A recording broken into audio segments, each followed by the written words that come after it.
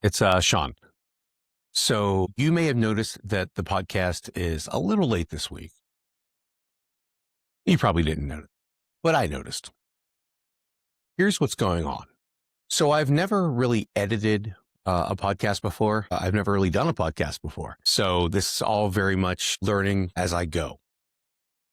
I've been lucky enough to meet some amazing people that are willing to help me on this journey. And that journey led us to a great show last week that dealt with the Mount Rushmore of women's wrestling in honor of Women's History Month in the 80s and 90s, because we wanted to sort of break it up a little bit because women have contributed so much to the sport of professional wrestling.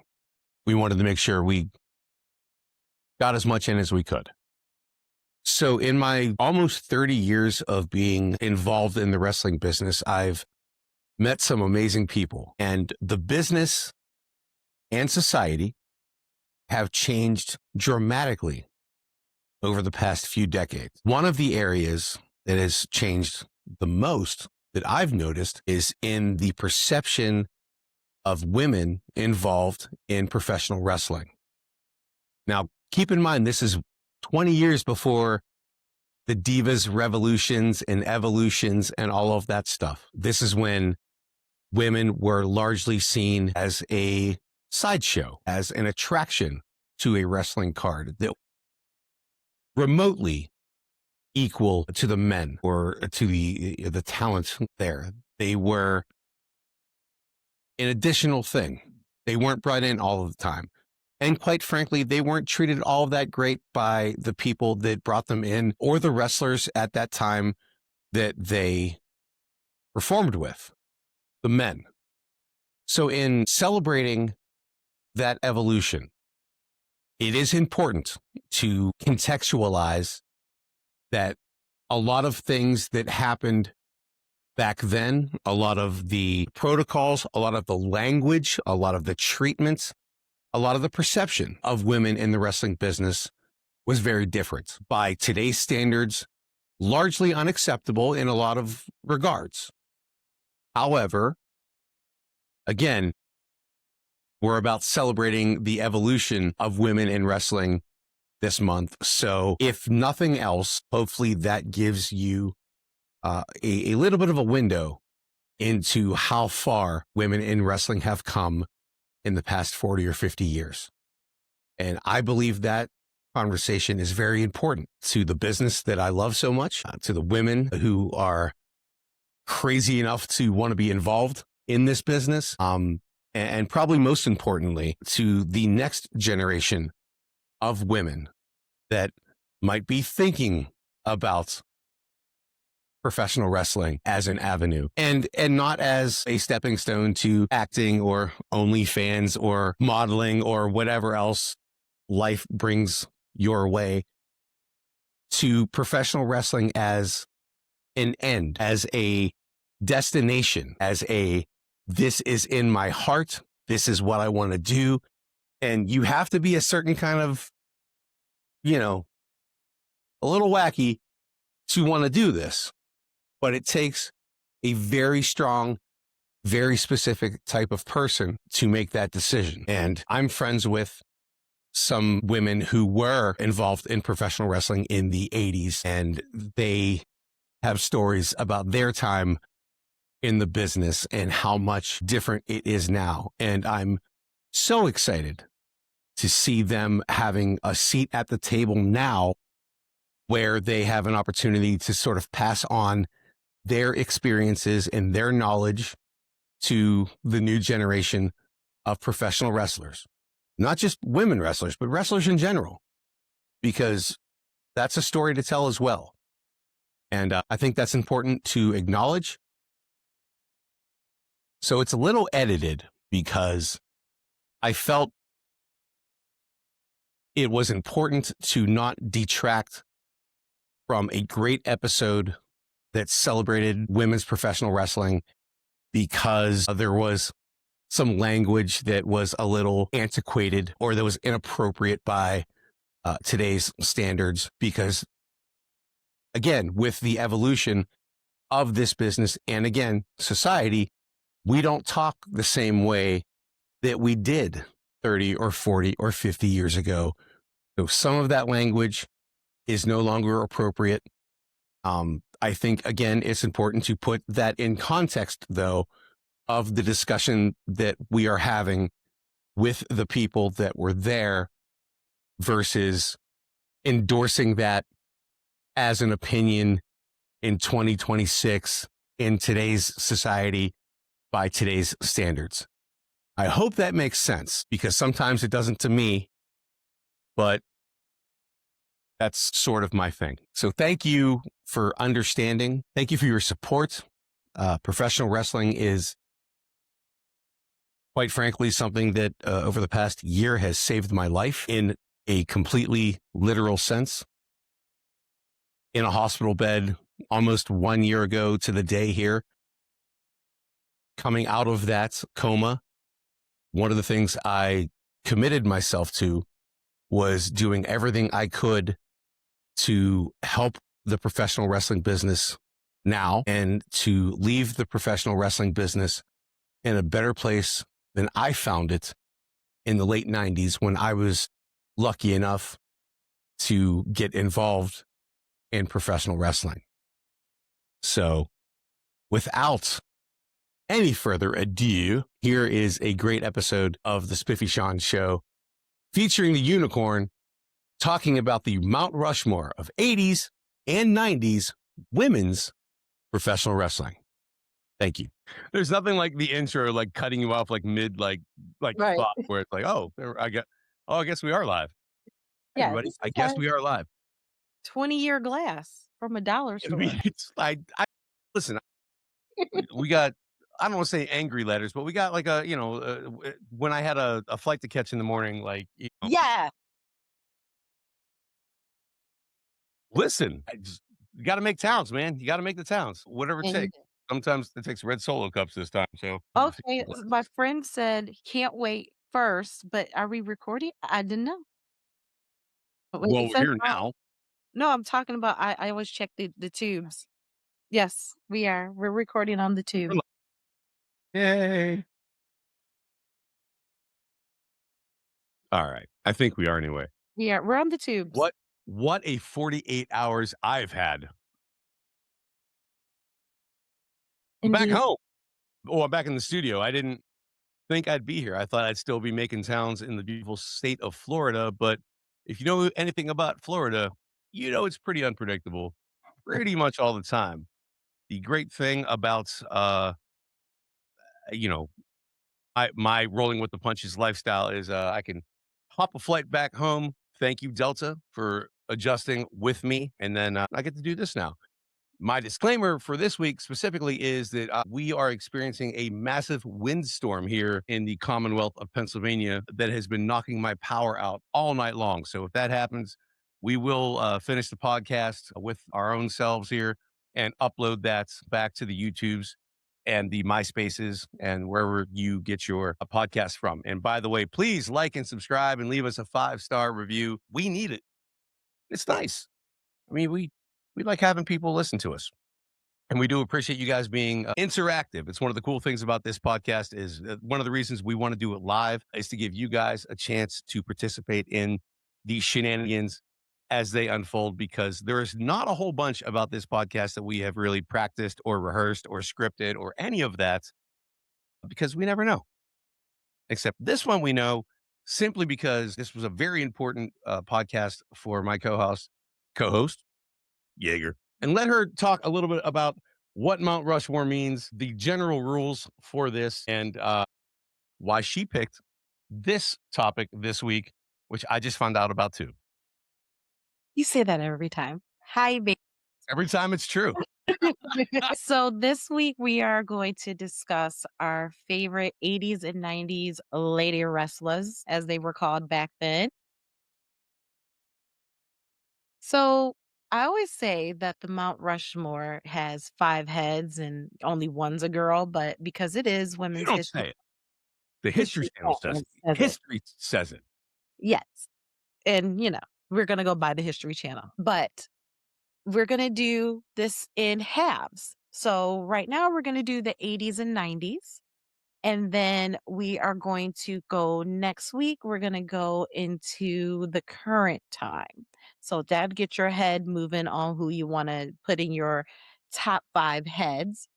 But before we start on that, I do know that there was an incident over the last, I believe, 24 hours at OVW Oh, that Spiffy here wanted to discuss. And I'm going to give him the floor as the professional. I know slow down, how professional. I feel as someone who just I saw a picture and didn't want to watch the videos or anything. I know how disappointed I was. So go ahead, and then we'll get into our topic of the evening. So I'm going to try to do this as uh diplomatically as possible. And I don't the hard thing is there's not an easy way to be diplomatic about what is and should always be and needs to always be somebody breaking the number one, without a doubt, rule of professional wrestling. And that rule of professional wrestling is you protect everybody who is sharing the ring with you at all times. That is above and beyond anything else we have to do as professionals, as performers, as wrestlers, as people. You protect the people that you are sharing a wrestling ring with. It's the first thing I learned. It's the first thing that when I got the opportunity to ride around with Samu, one of the first things he told me was that is your job.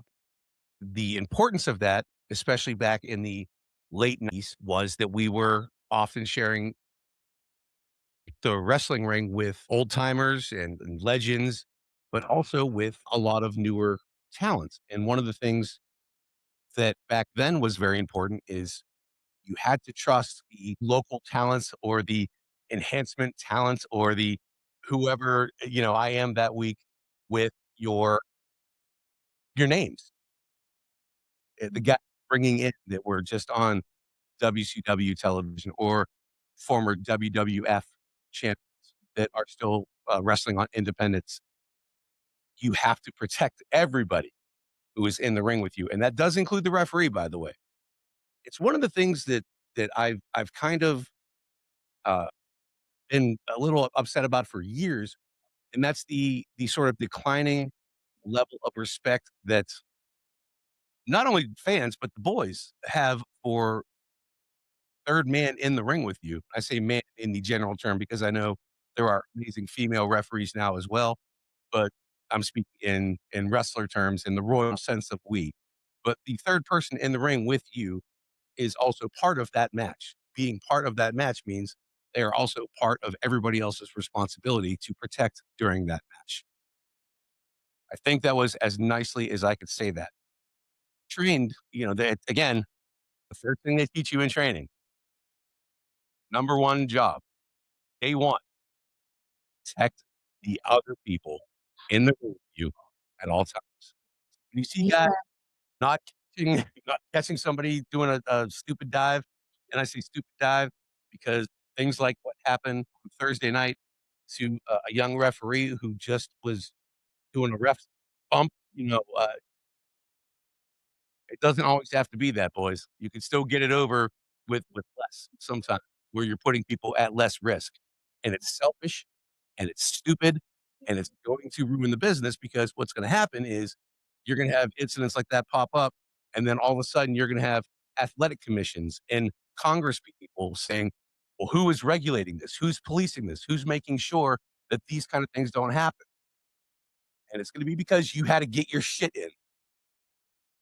I hope it was worth it.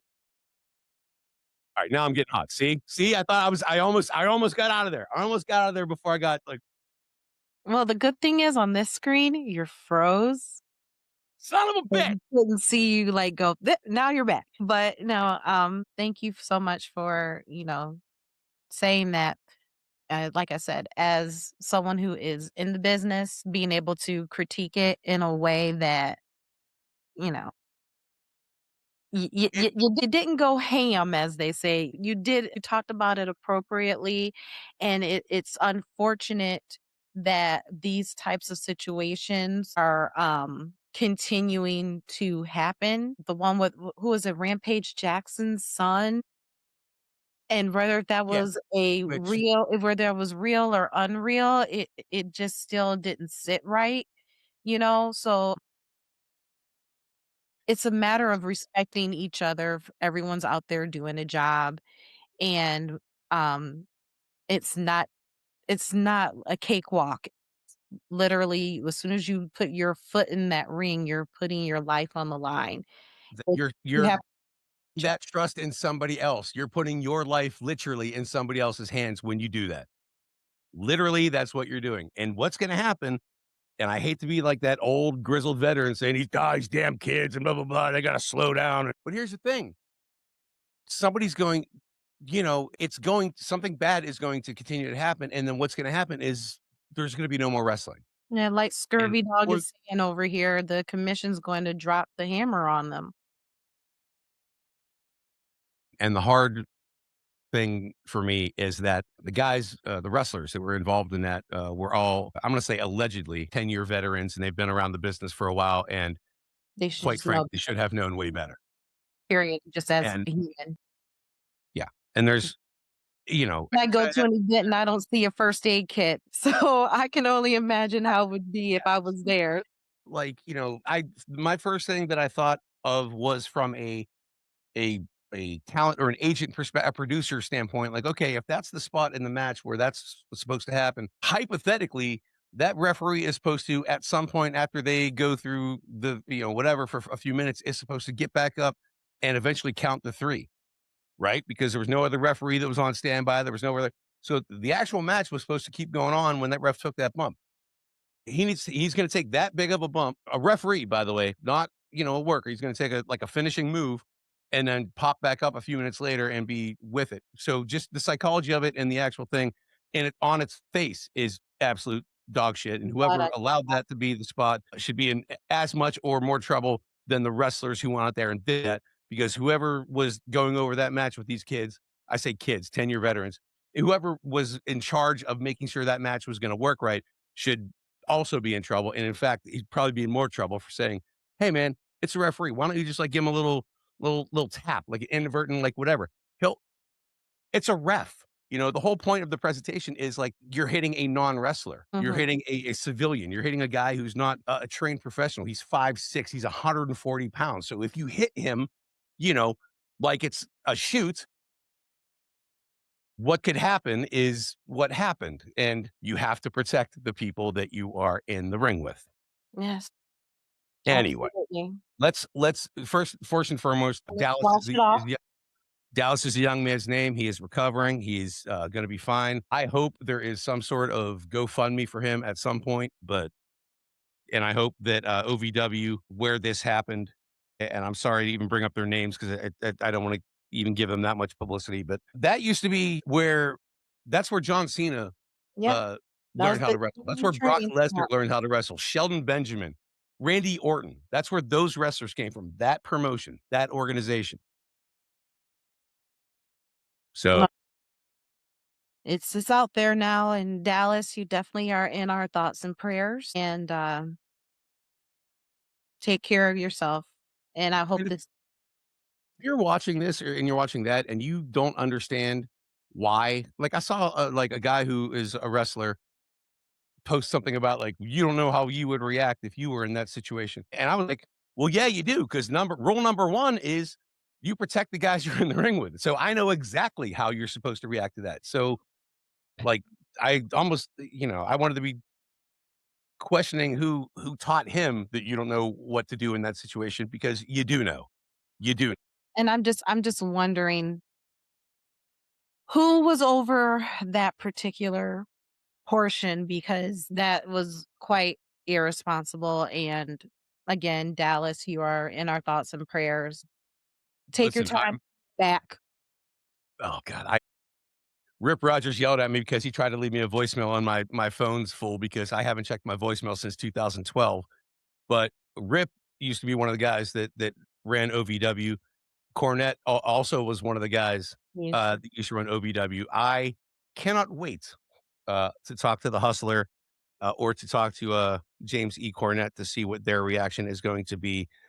I don't think they are going to be nearly as diplomatic as I have been. when As I was a younger- calm. Yeah, Just the, it is Al Snow at this just the, time. Gosh. is it Al? Yeah, Listen, if it's Al Snow, then at least I know it will get it will get uh, the handled. the appropriate whip cracking and hammer dropping will happen. Where hopefully uh, this could have been worse, and thankfully Dallas looks like he's going to be okay, and hopefully we as a business learn from this, and you guys that are training and aspiring wrestlers and all of that stuff understand first and foremost, wrestling is the best when less is more. You're going to hear a lot of veterans say that, and you're not going to understand it because I didn't understand it until about 15 years in myself. But less is more. And you can get a really big pop with a great arm drag like Ricky Steamboat, and you don't have to light a guy on fire or do a 450 through a table. If you know how to wrestle and wrestle in the macro sense of wrestling, where you understand how to put a match together and how to use psychology and how to get the fans invested in you as a wrestler and as a character and as a performer. And if you learn that kind of stuff, you can be safer in the ring and you can feel a lot more confident about protecting the people you're in there with because you're not doing unsafe things to them to, again, quote unquote, get your shit in. Protect yourself. Knock it off. Knock it off. Protect yourself and the people around you. But are you ready to get Talk to me about women's wrestling and Women's History Month, my dear sweet unicorn co-host. but before I do, I want to ask you a question. Do you use sunscreen? I am the yes, I have to. When do you use sunscreen? When uh when women yell at me that I should put sunscreen on, you This have to here put sunscreen on. is SPF 50. This is one of my favorite sunscreens right here. And you should be wearing sunscreen every day. Why? Because UV rays are everywhere. So, if you have questions about sunscreen or skin protection, always feel free to reach out to me because skincare isn't just for the girlies, it is for the boys as well. It is for the theys, the thems, the hers, the she's, the hims. It is for the everyone. If you've got skin, you need to have good skincare. Do I look my age? No. Why? Because I use skincare and I drink a lot of water. But anyway, Stay hydrated. stay hydrated. Use your sunscreen. So now let's turn it over to our favorite 80s and 90s lady wrestlers. Yes. This is exciting because I probably will end up at some point repeating some, or he may repeat some because, you never know where your head's going to go. But one of my first ones that I remember, oh, and hello and cheers to you, Alpha Russ. Cheers. One of my ones I that got to look I up at the comments. I'm so sorry. I know what Machine Gun deals with now. Like I glanced up and saw 5 different things that made me pap over here, and I was like, 50 is not wrapping yourself in lead, given that the fact that let's talk about this real quick. Think about everything that's going on in our little atmosphere right now. 50 is pretty dang on snazzy because let me tell you, I put that on and I have been putting on for 2 years and I have not gotten burnt yet. Thank you, 50. If I do a 30, I'm just saying. All right. Lady wrestlers. 1980s and 90s edition. It's a little quick backstory. I was talking to my dad the other day as we were preparing for, as many of you know, the birth of baby Indigo has happened, and we were preparing for baby Indigo. beautiful, happy, healthy, gorgeous, Beautiful eight sleepy. pound, 1 ounce, sleepy baby, hungry baby. I'm an auntie again.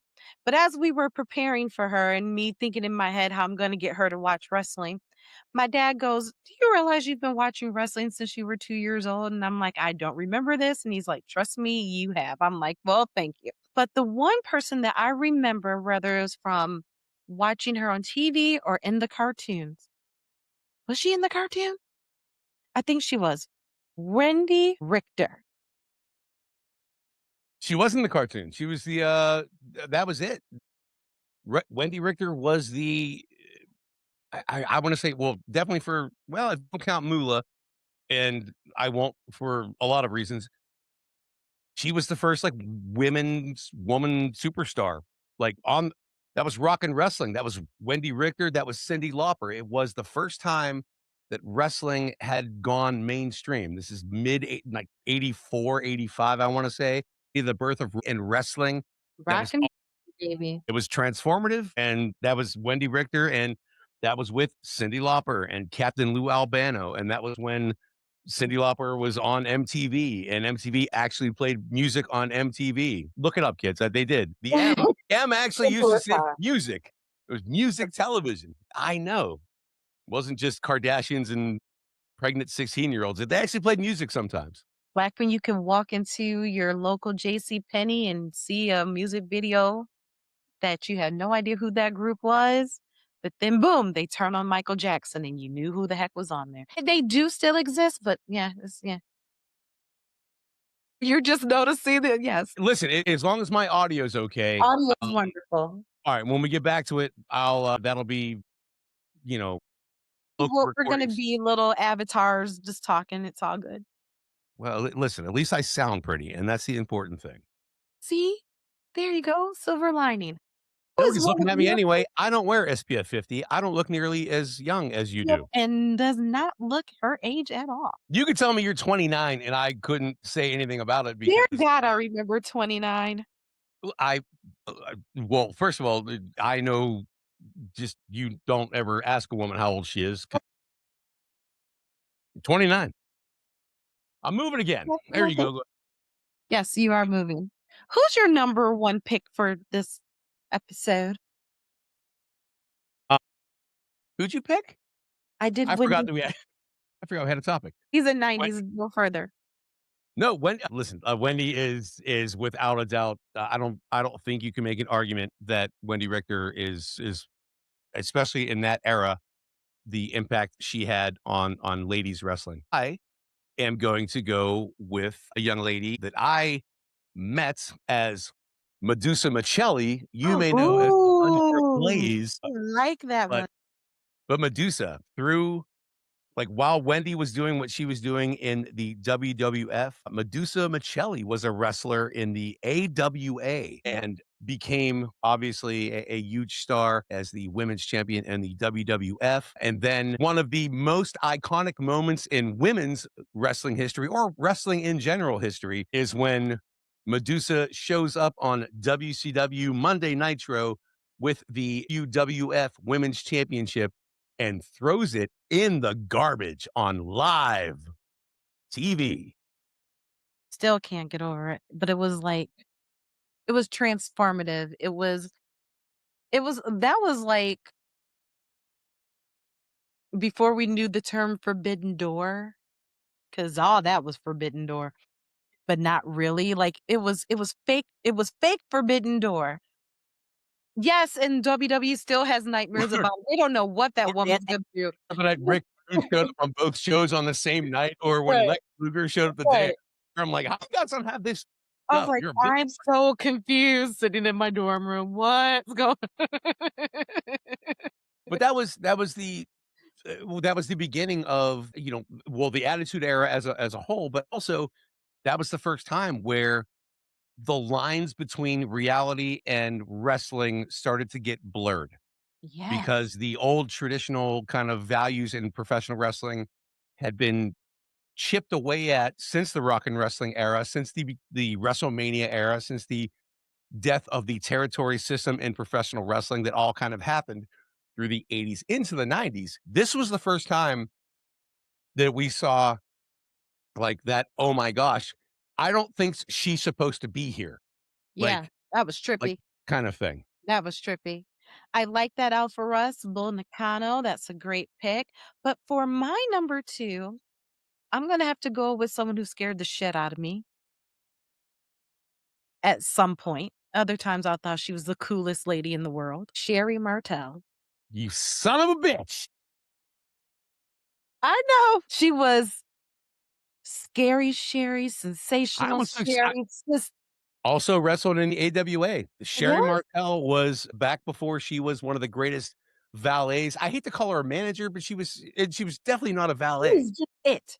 She Uh, was Sherry Sherry. transcended all of those things. Sherry, Everything. we talked a little bit about Bobby Heenan last week, maybe on my Mount Rushmore of greatest workers ever. And I say worker in a sense that if you know anything about wrestling, you understand why greatest worker is the best compliment you can pay, better than better, because that involves wrestling, managing, valets, promos, everything that Sherry Martel did was always incredible, no matter what it was, no matter what role she was in. Mhm. Bobby Heenan was one of those guys who might be, again, and I promise I'm not overstating this, one of the best workers, performers ever, ever, ever, man, woman, they, them, whatever, in the history of sports entertainment slash professional wrestling.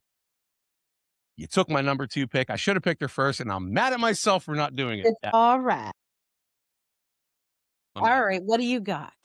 Who do you Well, have? now that you well, so as our Not to get longtime listeners will know, there's certainly no prep for this show. And in fact, sometimes I am told the topic as we go live.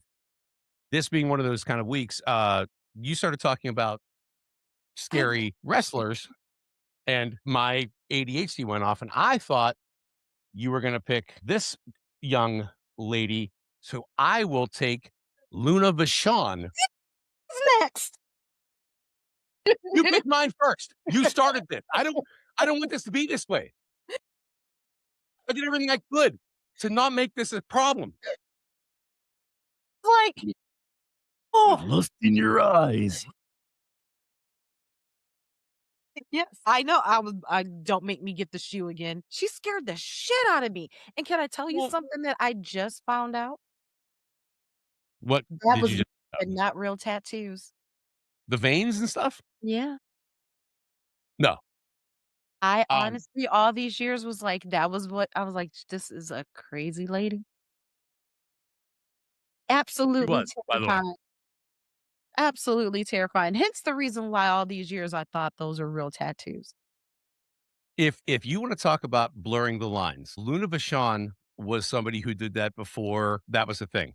When you talk about authenticity and believability as far as presentation goes, to Ashley's point, Luna Vachon was scary and not if you knew Luna, but also Luna grew up in professional wrestling. She grew up in a wrestling family, so she had a very different upbringing, a very different training, very different like experience in the wrestling business. And I think, well, I know I mean, Luna was, for lack of a better term, one of the boys. And again, we're talking about 80s and 90s wrestling, guys. So I know in 2026 we use different language and everything like that. So again, the disclaimer is we're talking about how wrestlers would have talked about Luna in that era.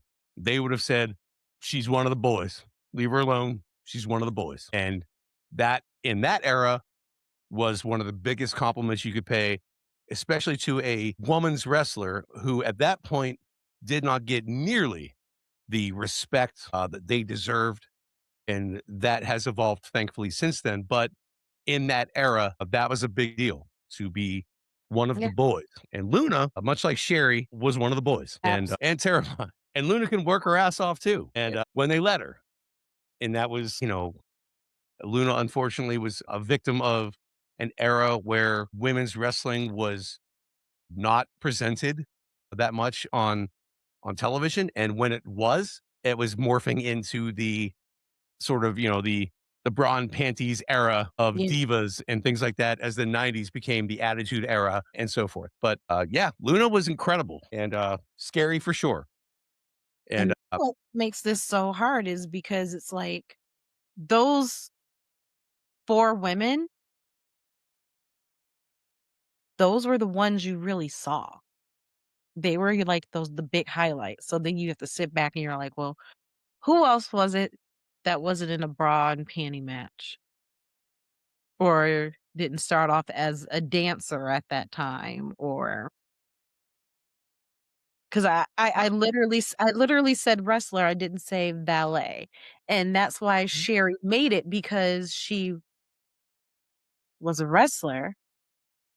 So then it's like, "Okay, let me think about this because now it gets a little tough because you start moving into that niece period and a lot of them crossing the thousands, and you would wanna put them in the thousands. You know what I mean? Yes, well, because one of the picks I thought would be probably your number 2, that hasn't been picked yet, would, I think, fall under that category. Who? It's your pick. Listen, you stole I don't Sherry. but that's what I'm saying, like, I'm sitting here like, I don't even know, like, I made literally, I'm thinking I'm gonna have to borrow from the comments because that's where I'm sitting You here. do not No, listen. no, you know what? Because I have No. started because no, I have one. I've started following her on Facebook and on, I believe, X, and I'm starting to read her stories. And again, in the '80s, I was little. We had cable off and on, so I don't remember too much about her, but she has fascinated me over the last few months, and that's Leilani Kai. She's gonna be mad that you picked her before me. I will hear about that probably at Herb's convention in next month or, the beginning of May when she's gonna be there. She was gonna be my next pick. Actually, she was gonna be that pick until you stole Sherry, you big jerk. I don't need any help getting heat. I told you, you say I'm a face, but I don't know. Nope, you are. You're just an instigator. That's all you are. You be a good I'm face a and be an tweener. instigator. I'm a tweener.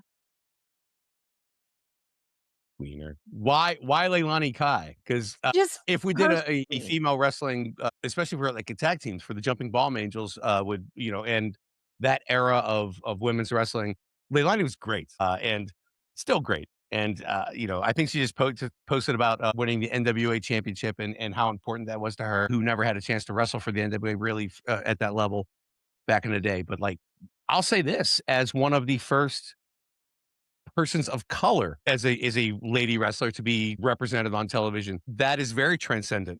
So I'll give that to you, I guess, as the chick on the show. Thank you, Jeremiah. I do have big heel energy. Shout out to She thinks. AON. I cut promos on people all the time. Listen, it took me a very long time to come to terms with the fact that I am a natural heel, especially on the microphone. The problem for me as a wrestler is I was a better wrestling babyface because I focus a lot on selling and like kind of that Ricky Steamboat, the 1,000 mile stare, and really working on that kind of thing and really kind of making the heel look bad. But you put a microphone in front of me, and it's hard for me to hide my disdain for most of you people. It's just continue having if I continue having the days I've been having, just you wait.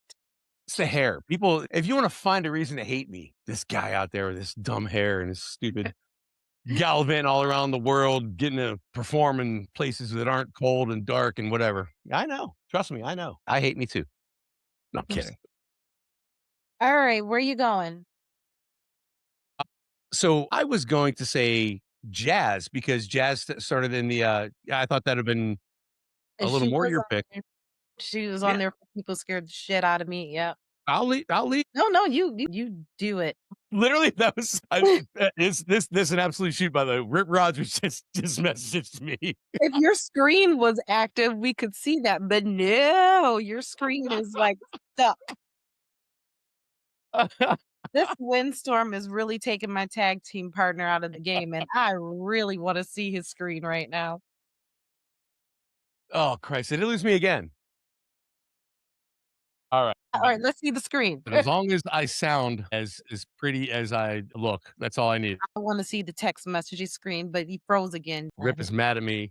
No, I mean he's he's not mad, but like, oh Christ, Rip.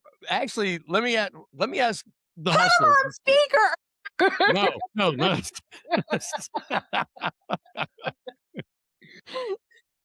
I'm texting him back right now, like, best So female. I'll just say workers of the '80s and '90s. so, yes, he is dating Jazz. Jazz did scare the Who living is? shit out of me. You did. Jazz scared the living shit out of me, her and Rodney Mack, because honestly, they reminded me of some aunt and uncles that you just did not wanna cross. That's fair. And yeah, don't worry, Jeremiah, I'll tell you later. I'll find out. I'll let you know. Because you don't. I love it in the chat. You don't want Rip Rogers on speaker somewhere. And look, I don't want to get deplatformed. We just got this thing rolling. All right. No, If you're listen, I wasn't taking Jazz because I want to leave that for you, but Jazz, because of how Rip's first pick was Sherry, by the way, just in case you were in case you're wondering, number one. see, he knows. Well, that's what I'm saying. Jazz, because Jazz was at that point, as it was transitioning into the bra and panties and whatever was going on, and the way wrestling was being presented, was the outlier. Luna was a little bit as well, like with the Brood and when she was still doing what she was doing. But Jazz, as a wrestler, as a female wrestler, was was sort of that exception to the rule, the kind of the old school person that was still hanging on as it became, hey, hey, Jazz, we're gonna put you in a gravy match. No, you're not. You're Not Jazz, not. you're not. But that's why. And still a sweetheart and still, goes out and for how much she works to coach the next generation of women and her contributions in, the ring. She's on my mount for '80s and '90s wrestling. Even though technically she's a little bit later '90s into the aughts, I feel bad because I now that I have a couple more girls, in mind, but it's Well, your my turn. brain is farting, so it's all good. Trust No, me. so listen, I'm in your world now. It's Women's History Month. I'm certainly not gonna step on toes here. No, no, I'm telling you, my brain is farting, and I feel like I wanna pull an audible and go out of wrestlers because that's how much my brain is farting. So, I'm Oh, gonna pull an audible because I can, because 'cause I'm the unicorn, and that's what I just do. gonna let you know. It's not gonna be And me. Miss Elizabeth is up there, That's not period. an audible. That would It be is an audible um, because I said wrestler. you said wrestler. Uh-huh. I was a little smarter to say performer or like, women's whatever. Yeah, yeah, but I tried to stick by the rules for once. You make the you Thank are you watching it? I hope somebody I wish I was recording this. I wish we had some sort of you. record where we can go back and check the tape where we could see what she said and then how, quote Constantly. unquote, "I don't make the rules." The girl who quite literally does in fact make the rules for this show is now she's saying, "Well, I don't make the rules." She'll tell you she never even said that, and I might be making this whole thing up. I'm not though. No, listen. I don't think anybody could argue that Miss Elizabeth's role, especially in the '80s and '90s, I'll say it, as a woman being presented on wrestling television, or as a woman involved in the wrestling business, the presentation of that woman in the wrestling business in the '80s and '90s, she's the one. She is the first lady of wrestling. Yeah.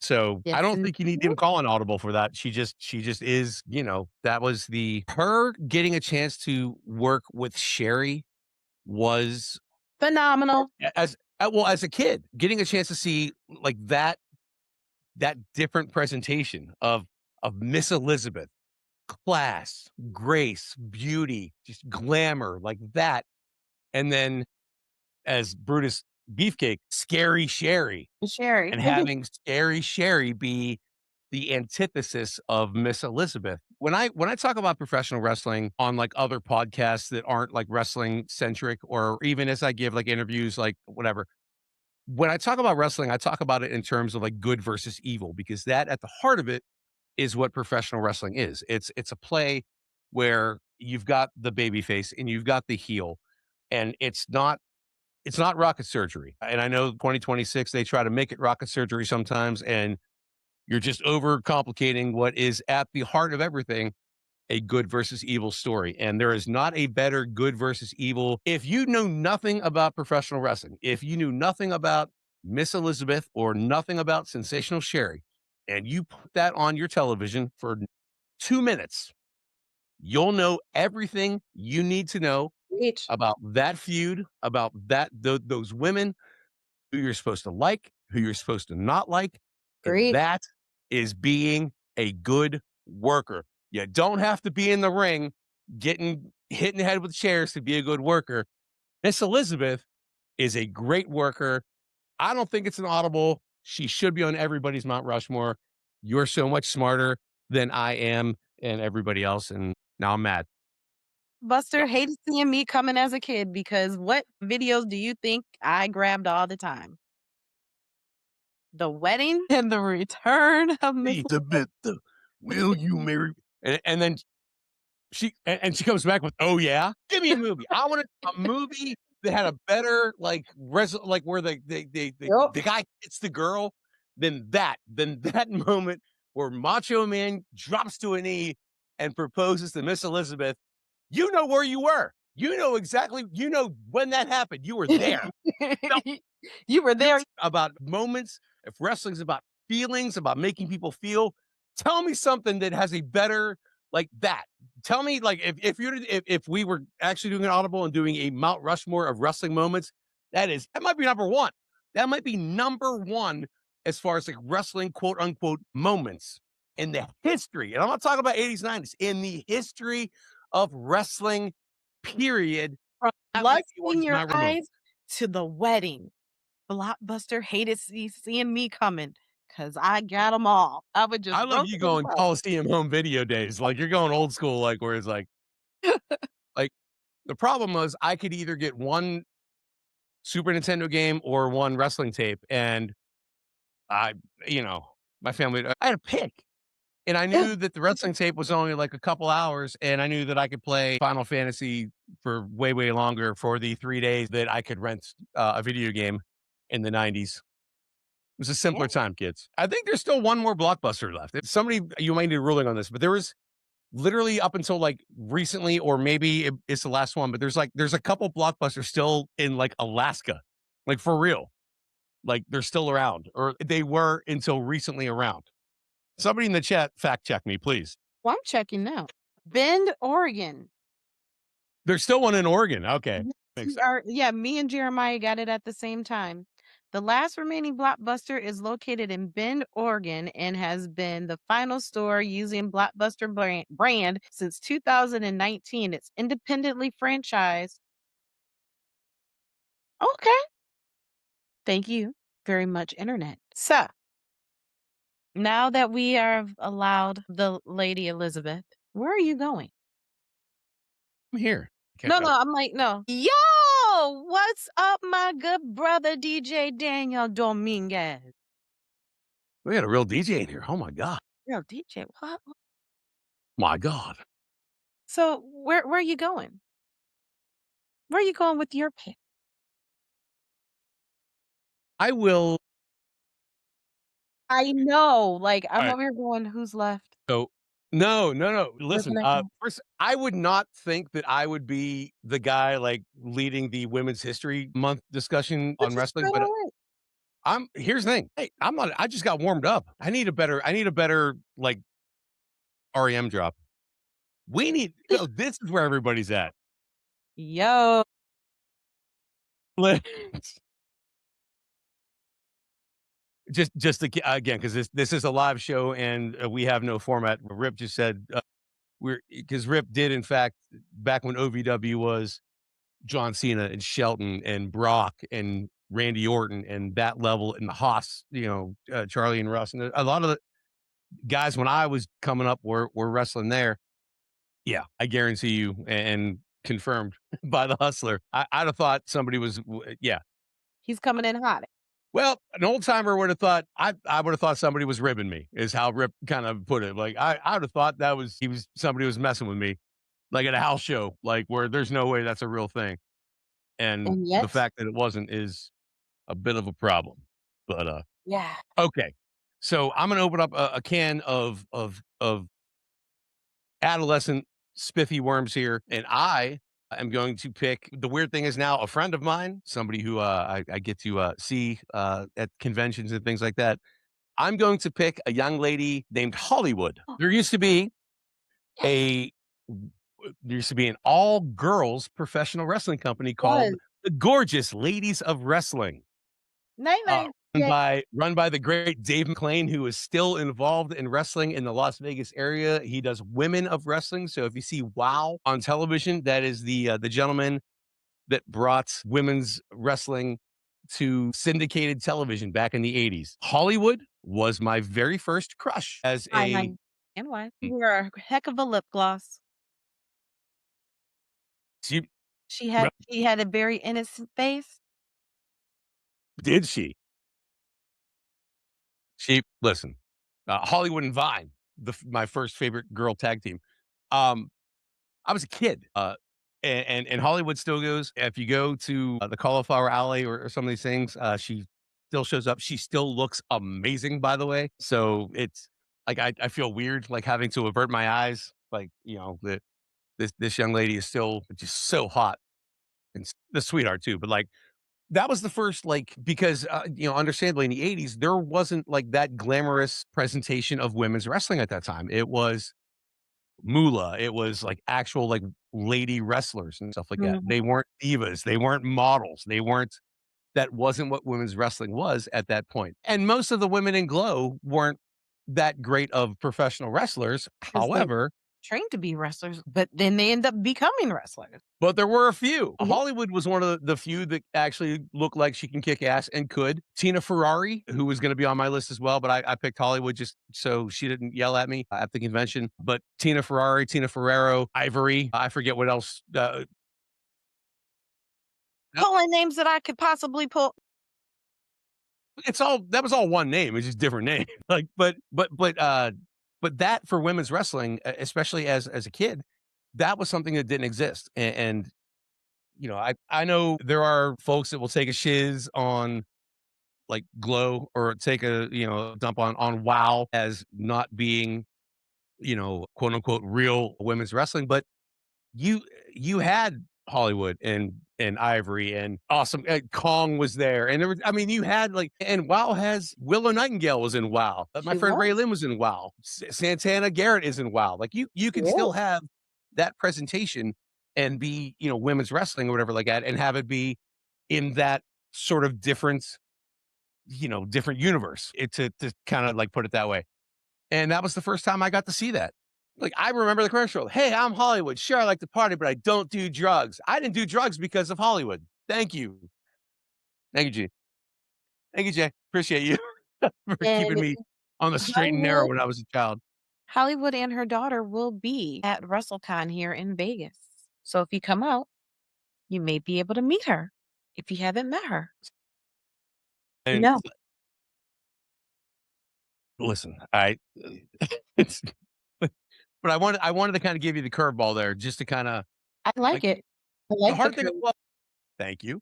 The hard thing about like women's wrestling, especially, or just wrestling in general, is there's so many different kind of nooks and crannies that exist like in the professional wrestling business. Now we've gotten this far in to the podcast and haven't talked about it. Like somebody brought up Bull Nakano in the chat, or like Aja Kong in the chat, Mhm. talked about like Japanese that entire like go watch some all Japan women's wrestling from the 90s. These girls are murdering each other Yeah. in the ring. Like you want to talk about like scary women's wrestling. Watch these girls drop each other Yeah. on their heads. Yeah. I mean, I who is it? Aja Kong. I think I just saw one of her older matches and I was like, "Good lord." Yeah. And that's for that reason. It's like I would love to put either Aja Kong or Bull Nakano on my final pick because You they pick already. I know, right? We're already there. I'm gonna have to go with the one who I saw the most, and that's Bull Nakano. Yeah. And yeah, they yes, that's actually what I saw was the Aja Kong Medusa. I saw that right before things got taken off of Peacock, but I'm gonna leave that for another day. Leave that rant for another day. But yeah, it's the representation, it's the different style. Every woman that we have spoke about definitely have been unmatched. and you can't have women's wrestling without these women, whether if they were a valet, manager, wrestler, whatever. They definitely made some sort of an impact. So I will ask you, who is your number 5? Listen, you gotta here's the problem with my ADHD brain. If you give me a second to, like, look at anything else, I do. So, as I talked about earlier, I was talking to my friend Rip Rogers, who was the OVW trainer. We were talking about, kind of that. I didn't know this. Rip just told me we were talking about, Randy and Macho Man and Sherry and Elizabeth. I didn't know Rip's like, "I lived with Randy for 4 years." I was like, "Oh, shit, I forgot." That was there you go. So we got the end. That might be a story that we tell, A if we lovely get into history. a deep dive, but probably not today because we don't do the deep dives in the Falcon's Nest. I get one more pick, and I don't know that I can Well, I while you gave think you a about that pick, may I do a quick promo? do it, please. Get your Of shit in, kid. course. Gentlemen, we haven't talked about it this whole time, and we're almost an hour into this podcast. But please don't forget that Blue Chew is out there just for you. And if you decide to give Blue Chew a try, use promo code GOODBROTHER and get 10% off. Get that peak performance. I do the whole read, but you got to pay me for that. Speaking of getting your shiz in, that's my DJ Dominguez sound effect board right there. I got as close as I can get. I got a boing. There you go. I got it. Yeah, Rip was part owner of ICW with Garvin Orton, Bob Roop, Randy and his dad and his brother. That was 4 years. That would have been the late 70s, probably. Holy shit. That was I love having friends like Speed Dial where I can have like just random like, oh, by the way, that was like, the early that would have been the late 70s. That was when Randy he was playing baseball. And then Rip owned part of OVW. Actually, shit, I forgot about that with Danny Davis and Jim Cornette. That was the original OVW. Boing. Well, again, with OVW being in the news a little bit, we want to highlight the good old days of OVW when the prototypes and all that stuff were there, the blueprints, the next big things. Goddamn, Sheldon still looks good too, and all these That guys. was the name. Hey, Oh, relax. All right, I'm saying Dimples. if I can't go on a slight detour for the hustler Rip Rogers giving us like exclusive content right now about the good days, I don't know what else I could do. All right, 80s, 90s. Well, speaking of getting heat from the girls, I'm gonna go Missy Hyatt for my Miss Hyatt, please. I'm so sorry. I'm so sorry. I'm so sorry. I just met her. listen. She's a beautiful human being. Listen, Oh my God. she'll I she'll wanted to she'll be her when I grew up. she'll throw a table at you for a shoot. We were at Cauliflower Alley. I think it was Cauliflower Alley. And Missy was on a panel and looked gorgeous, by the way. Evening gown was absolutely incredible. Last year, I think she got inducted for something, whatever they got, but came out and while she was on stage and sitting there, the table that was in front of her like got knocked off the actual stage and like literally onto the floor in front. It's one of the funniest things in the world. Missy's out there just getting hot, getting all heat on stage. Got to be Missy. I mean, I met Miss Hyatt at the Rooftop Rocker April 17th/18th because it went into midnight. We were chilling on the wall because it was hot in there, but the wall was still nice and cold because it was a freezing night in Vegas. And I looked at her and I was like, "Gosh, you look familiar." And she goes, "Why?" And I go, "WCW Missy Hyatt, I wanted to be you when I grew up." I have to call a rare audible and get a bonus pick in this week because I there's too many that I did shout but outs once. Go let for me it. let me put over Missy real quick for a couple of reasons. First of all, the Dangerous Alliance, that era of WCW, what she was like as one of the she would have been because it's hard because as much as Miss Elizabeth was the first woman of wrestling and that was her thing, Missy was different in a couple of ways. First and foremost, rarely, if ever, would Miss Elizabeth get involved in the actual matches or the actual stories. She was mostly just I don't want to say she was there. Here. You know what I mean? She was there. Missy was one of the first women that we saw on television that would get active in the stories or active in the matches or actively like distract the referee or that hadn't really been something that had happened before Missy Hyatt and her being involved in matches and stuff like that was something that was different at that era. And then eventually when Sherry got there, Sherry Martel obviously was, you know, the gold standard of women's worker, period. But Missy was very unique in her presentation because she was both. And Mhm. she was the first woman to be both beautiful and have that. And you can look at Missy and go, damn, you know, whatever. But then also, like if you're going to have the Miss Elizabeth traits and the Sherry Martel traits, All in one, like, she was a trailblazer. wait, can I never thought this. Can I put Rip on here for a second? He's blowing me up. Yes! I'm Yes! done. All right. Yes! I don't know how to do this on my cell phone, Rip. Okay, You gotta work through this with me. come up to the mic. I'm listening. Stupidest in the history of the No, that's okay. You don't have to. You stand there and look pretty, sir. I'll make sure you sound good on the computer here. He sounds great. No, listen, thank you for calling in. Is again, we're impromptu. You and I are having a conversation about how funny English wrestlers are and your yeah. history with OVW. We were talking about women's wrestling back in the day and who was kind of the most like influential. Your first pick was the same as mine. You said Sherry. Yeah, it Yeah, had to be. yeah, yeah, He was awesome. my pick. She was like a guy you could rib. She could talk about anything. She never blushed, didn't give a shit. She'd get wild and drunk and whatever, and she could fight, had a fucking temper. She was awesome. She's the best, man. I still got her recipe for her spaghetti. Me and Leilani Kai talk about it all the time. Fuck. We talk about Sherry's one of the boys. We were talking about it earlier on the podcast, and by modern standards, people don't understand how big of a compliment that was when you say she's one of the boys. What that Yeah. meant, you know, Uh-huh. back in our day, your day, my day. Yeah, yeah. And Leilani's such shit. I've known that. I've known her for God. I don't know how many fucking years. At least 40 years, it seems like. Uh, I knew her because we used to, in ICW, uh, we used to use a lot of Moolah's girls, you know. Yeah. And Leilani was the best working girl at that time that I knew.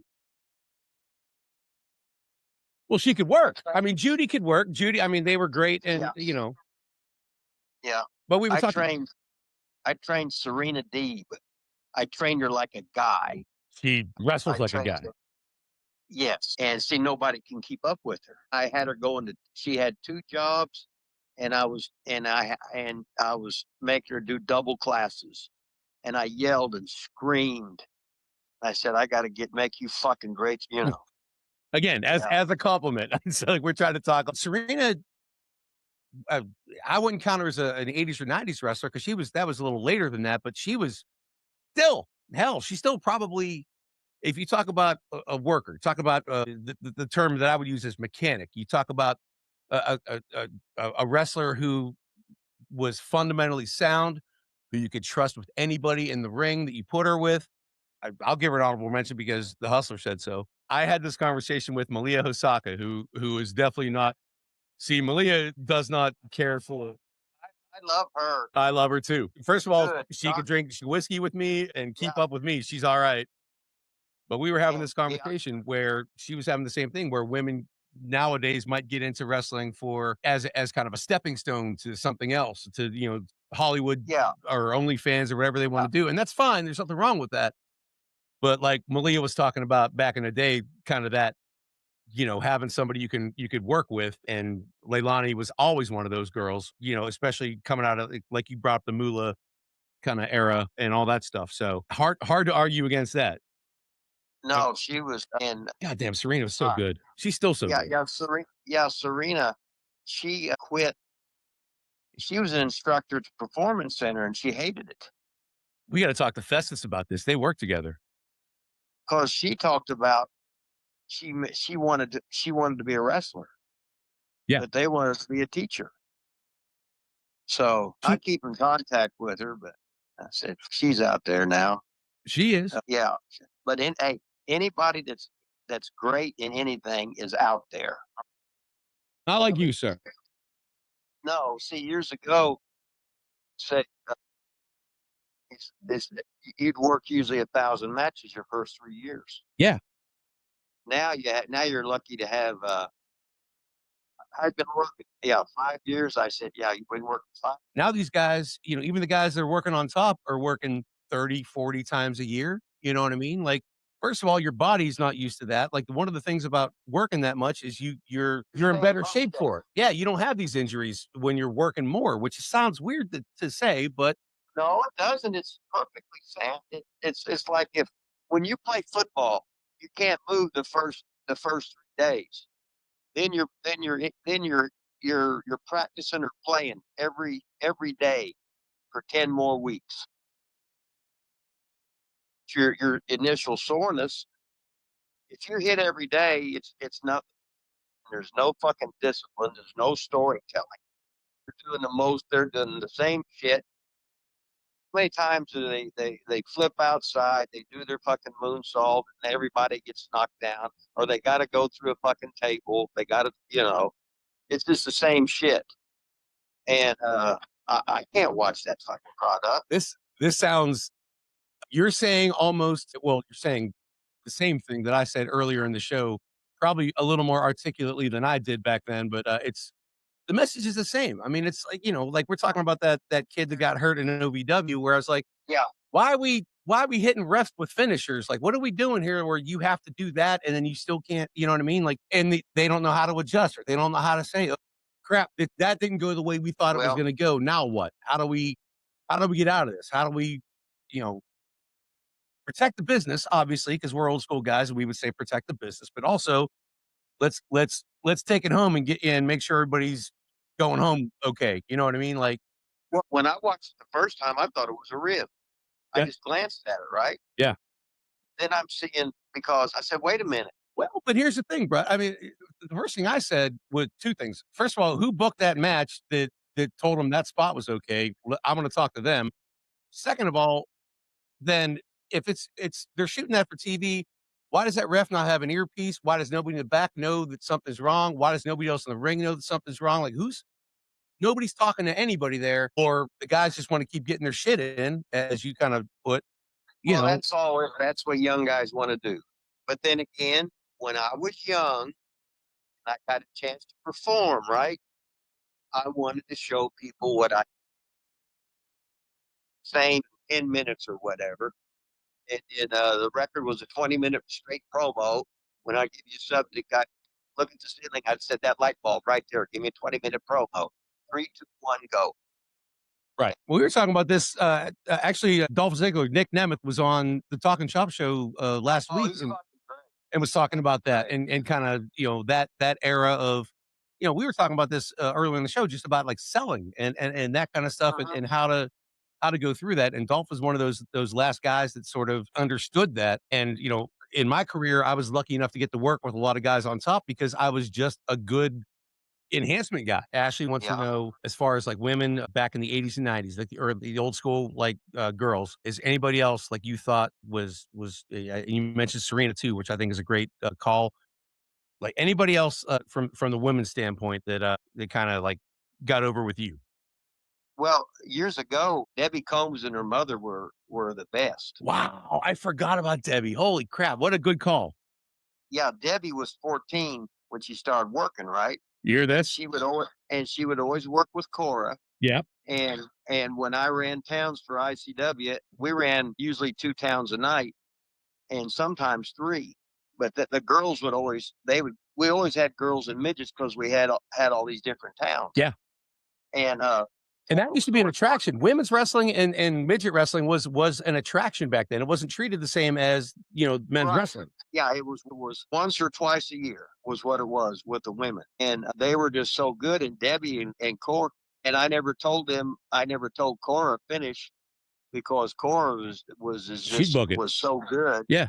And but no matter what, whatever I told her, she's going to bitch about it. Right? Do whatever you want to do for a finish, and go as long as you want. I don't care.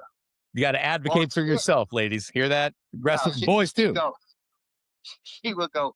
Oh, what the hell am I going to bitch about? She was Yeah. fucking really, really fucking good. I wish they showed them more. I mean, the problem is, like you said, they did a lot of house shows, but they weren't really on TV until Moolah had some stuff, and then when like Wendy Richter and Rock in wrestling was like the first time that you saw like women Mhm. presented like in kind of a mainstream role, and that was Yeah.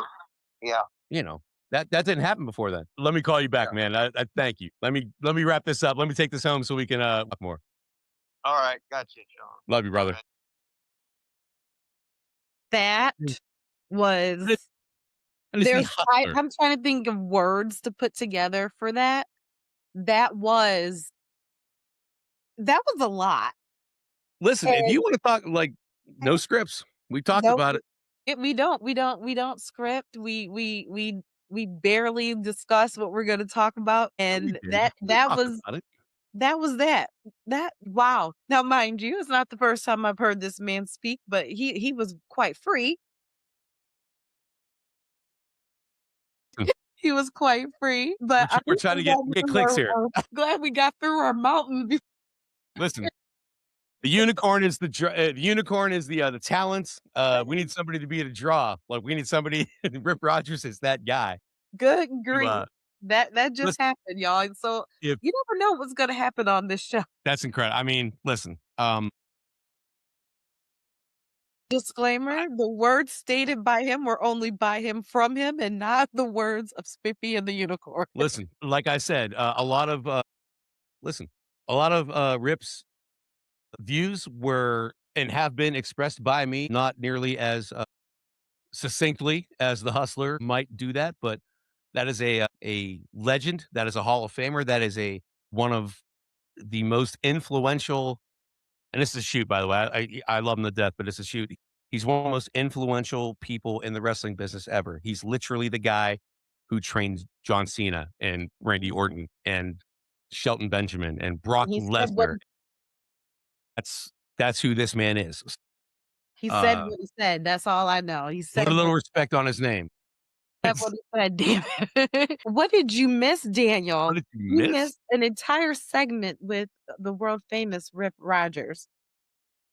Yeah, which who planned that? Holy cannoli. Yeah, but again, listen. First of all, glad that Rip's pick for It was damn, I rarely put myself over when it comes to like my views on wrestling because I'm just as full of shit as everybody else is. But like having a guy like Rip Rogers come on and say almost verbatim what I said, where she's one of the boys, is one of the best compliments you could pay to women wrestlers back in the 80s and 90s. And having him talk about Sherry in the exact same kind of words that I talked about Medusa with is again the greatest compliment you could pay both of those individuals. And that's not coming from me. That's coming from Rip Rogers. So, well, it's that coming from me too. Needs a little more coming from Rip. certifiable, the talk of the night. That was it. And if you Listen, missed it, I got to figure out how to get some clips going on here so we can get to the. Listen, we're making Tiz Shiz. They started bringing Uncle Alan was on. They had Nick Nemeth on. We had to like we needed some sort of like unicorn credibility here. Where like out of nowhere, like for the and people that is watching why I'm live, a that was unicorn. that was a shoot. The hustler came on because we were talking just on the side, catching up, and he called in. Like, what are you gonna do? I'm not gonna kayfabe Rogers. I'm taking that call. I was trained better. You answer the phone when legends call you. Damn it. Even if you're in the middle of a podcast, which That was I guess we technically are. yeah. I just got a DM regarding our topic of the evening real quick, and We gotta talk. I'm shocked that I also did not state this woman. My bestie said Sapphire. Sapphire does not get nearly the credit Ye- that she should at all. Maybe the most underrated 80s and 90s female talent in the business. if And you go it's do a mostly deep dive because on my social media, you will find a whole post that is about that includes her. But you got to dig deep. It's um just like what last year. so if you know anything about when Dusty Rhodes came to the WF, there's wide kind of uh legend has it that Vince McMahon kind of wanted to take him down a notch because he wasn't a homegrown star. Dusty had been the NWA world champion. He'd worked elsewhere. up until his time in the WWF in the 90s. So he saddled him with what he thought would bury Dusty. Polka dot, weird, bad, outfits to the ring. Let's put him with this old black lady and see if they get over. And And they rocked it. they sure did. They sure did. You know what I mean? Despite any kind of, you know, in spite of all of that, Dusty Rhodes, you can't stifle that. You can't Well, stifle. And Dusty is going to go on when we do the most charismatic wrestlers of all time. He's obvious number one. And I say obvious with Ric Flair and Hulk Hogan and all those guys. Dusty Rhodes, like light years, as far as wrestling personality and outshine polka dot tights and Sapphire, God bless her, was not really, that wasn't really, that's that not why that they, oh wasn't yeah, that wasn't the plan, but look what happened. my And God. that was freaking amazing. And Matt, I know you're not commenting in the chat, but thank you so much for reminding me, because how many times have we had the conversation about Sapphire and other wonderful women of the 80s and 90s, and I can't think of another good way to close out the conversations for 80s and 90s. And I want you guys to Went long. We went tweet. long. Well, thank you, Mr. Rogers. I want you guys to take this week and I want you to think about your thousands. So the last 26 years, think about those women who got you to tune in for whatever reason, because we know what most of those years were for. They were for poos and giggles. Yes, yes.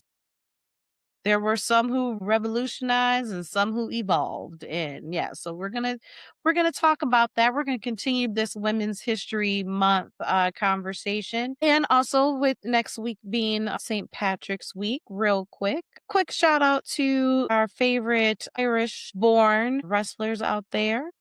Thank you for gracing us with your Good talent on our category. TVs. A good category. It is a good category. We might try to Not get a that deep in, but category you though. never Not know. a deep category. It would be a category. We're gonna try and get it in this month because we got an extra week. So, but yeah, And if you're trying to get it in, speaking of that, guys, ladies and gentlemen, use the code GoodBrother for 10% off your next Blue Chew order. The boys need money. and if you Oh want to my hear gosh. me read that Blue Chew advertisement, below up the comments. The comment. It's good. Now you're just now you're softballs. Now you're just feeding. The unicorn's a bump and feed kind of girl, guys. She's a bump and feed kind of girl. That's why I like her on the show. Got to bump and feed sometimes. Listen, we went long, We did. and for the absolute best reasons possible. You never know what's going to happen on the show, and I'm excited to see the fallout and how many times I have to hit the bleep button for Rip Rogers on the. At least 40. He's, you know, he's a man of a certain age. What am I going to tell him? To clean it up? He was great. For the unicorn guys, we do this once a week. This podcast is going to drop after substantial edits to the language, probably on Monday. But in the meantime, follow the Good Brothers on their Patreon. Shout out to the Falcons Nest. Shout out to the Big LG, the new Lariato Pro Tag Team Champions. I guess they won the belts here. The straps they won. Man, but yes, these Outlaw Mud Show fucking promotions where the bookers putting the title on themselves all the time, man. You gotta Gotta how it love used it. to be, man. Gotta love it. Listen, I've No. wrestled 9-year-old promoters' kids and put them over, so I understand. At least LG's kid is gonna be awesome. So, all right. Taking it home for the unicorn, ladies and gentlemen, my friend Ashley. My name is Spiffy Sean Stiles. I am, with the exception of when the hustler Rip Rogers gets on the pod, still the last of the old school. He might be the first, and he's certainly the greatest that is willing to talk to me. Anyway, check us out. Please follow us. If you haven't yet, please give us a 5-star review wherever you are listening to your podcasts. We are on all the Apples and the iTunes and the Spotify's and all that stuff. So please find us. Thank you for your support. If you want to sponsor the show, we would love to read for other things besides boner pills sometimes. Not that there's anything wrong with that if you need them. But we'll see y'all next week ish. Can't wait to see what the Falcon's Nest has to say about this. Take care. Bye.